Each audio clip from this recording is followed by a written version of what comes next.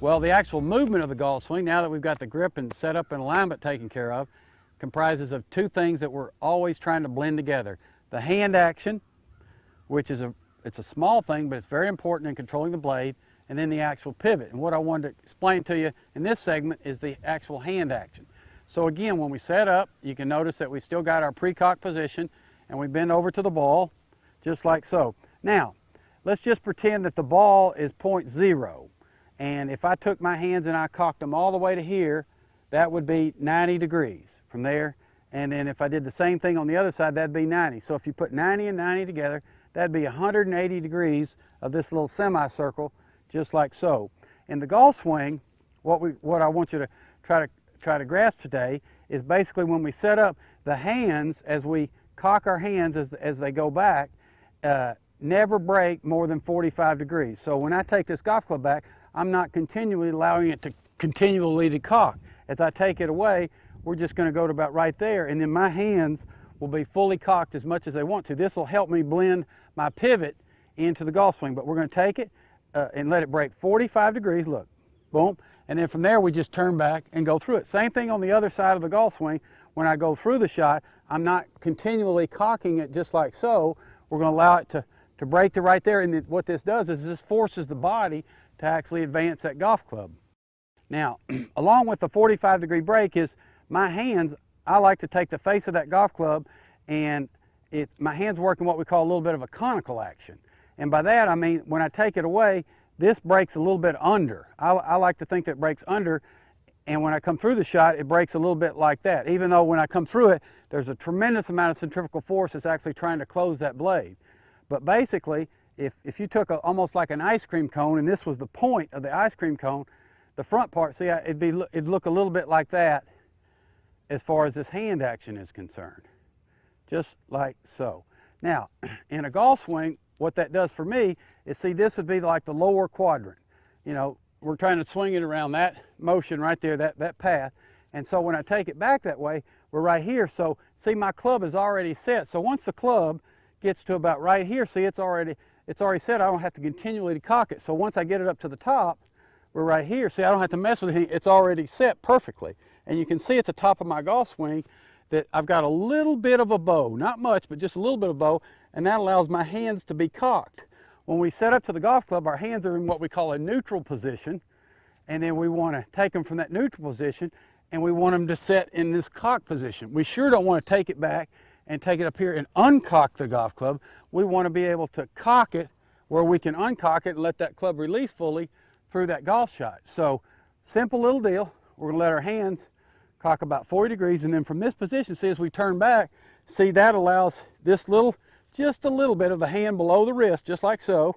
And now my hands are cocked, and as I shift over, see, I can release or get all the energy out of my hands to the back center of that golf ball. But that's what the hand action looks like in the golf swing. Hand action review. Hands have a maximum break of 45 degrees during takeaway. The hand breaks slightly under, creating a slightly bowed position of the left hand at the top of the swing.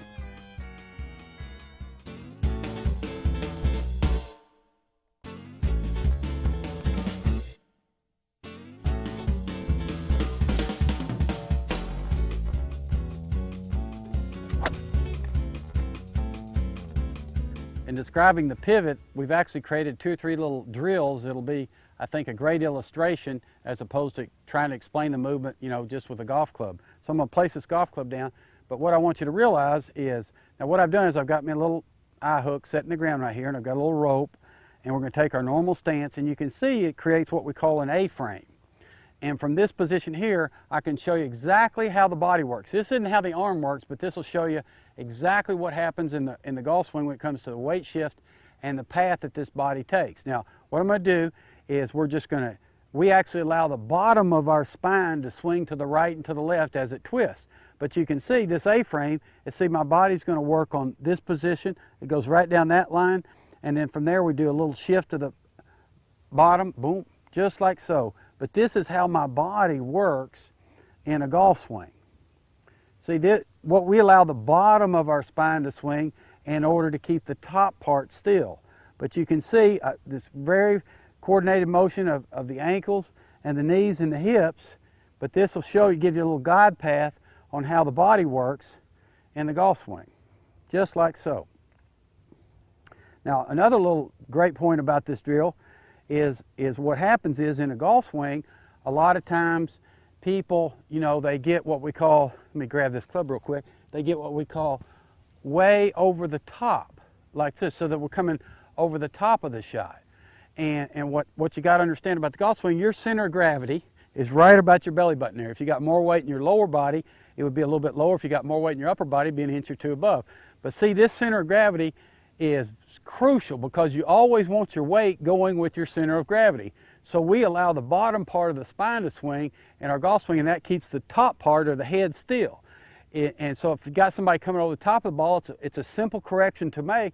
You can see I'm out of position, but what we do is we just take that center of gravity and we move it out in front of that chin, and so now everything's lined up and you can actually have the force of that center of gravity going into the back of the ball like so. If someone moves off the ball tremendously laterally this way, see, what we do is we take that center of gravity, pull it back underneath them, and you can see now we're lined up and ready to hit the golf shot. So this is absolutely critical. And this moves a great deal in our golf swing.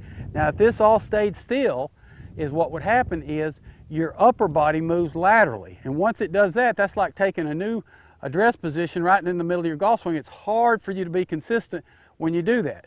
So remember, when we set up that golf ball, we're working on what we call an A-frame, and we're allowing the bottom of the spine to swing and twist. As we come back through it, see, we're allowing it to shift over the other side, and that keeps the head and the upper body still, where we can have a more consistent golf shot and create a much better circle as it goes around the path of the base of our neck. Okay, another thing about the pivot is a great little visual imagery you can watch as you're watching football is what I'll try to do to help me sometimes for an impact position is if you ever watch one of those soccer style kickers, obviously they stand back and they come through it and they come through it just like so. Well, their leg action with that right leg and that right hip, see, that brings the whole world around in a golf swing. So I like to think at the top of my golf swing, as I come back down, I try to visualize I'm literally kicking that ball with my whole right side, my toe and everything. And what that does is that gives me an early set with the left side as I go through the shot, just like so. But it's literally just like kicking it, like a soccer style kicker comes through it, but obviously your foot's not gonna go in front of it, but it's a great way to get off your right side because our golf swing works best when you get off that right side early and set that left side as we go through the shot. Let me go ahead and I'll hit you one and you can see what I'm talking about. Set her up.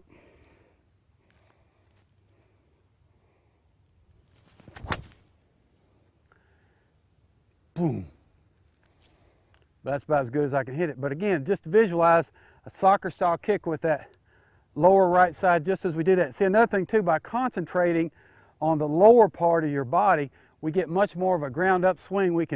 As you shift right here, see your upper body's just kind of following instead of leading, and it's a real secure kind of a quiet way to guarantee you know good synchronization as you go through the golf shot.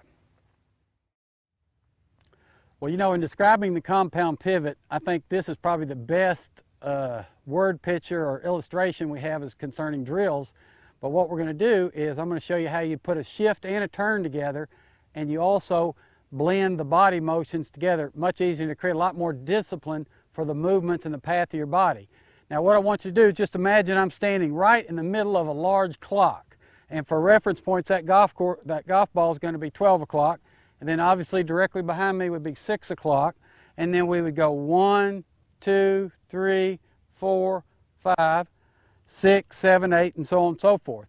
Now what happens in a golf swing, we stand, when we take our stance, we're on what we call a 2-foot balance. And so the way my body works is just imagine the 4 o'clock position and the 10 o'clock position. My spine, or the lower part of it, actually moves to the right and to the left, but it doesn't go from 3 to 9, that would be a sway. What we do is we go from, as I shift my weight from a 2-foot balance to a 1-foot balance, I go to what we call the 4 o'clock position. My spine goes to 4 o'clock. Boom, and that allows my right leg to be set in a real strong position, and it also helps me maintain the elevation of my chin. Now, as I go to 4, now what happens on the downswing is a couple things. This allows you to shift and turn. Now, when I come back to the ball, the lower part of the bottom of my spine works to 10 o'clock. See, I work from 4 on the backswing to 10 on the through swing. This allows my center of gravity to be moving the weight that my weight shifts. Now, as I shift my weight to that 10 o'clock positions, at impact, I want my shoulders, see the lower part's going to that 10 o'clock position, but I want my shoulders at what we call the 1-7 position. So we go from 4 to 10, but my shoulders at impact, see, to hit it off the side, we want it at that 1-7. Real simple little thing to practice, but what that is that's a compound pivot. That's a shift and a turn. So pretty simple. Look, I start off on a 2-foot balance. I shift to that 4 o'clock position. Now that's a 1-foot balance. And as I come back to the ball, I briskly get off that right foot, elevate the right foot, and swing it over the toe. And the spine, look, when my spine points to that left heel right there, as I get to right there, see, then I turn and we get to that 1-7 position. And then obviously you come on up, the head's still there until the right shoulder brings it up, and you're in perfect balance like this. Now I've got a little 5-iron right here. Here's what I'm going to do is we'll take it from this viewpoint, just watch what my body does. And this allows me to have a tremendous turning action right back into the ball. We set her up, we just go from 4 to 10 to 1 to 7.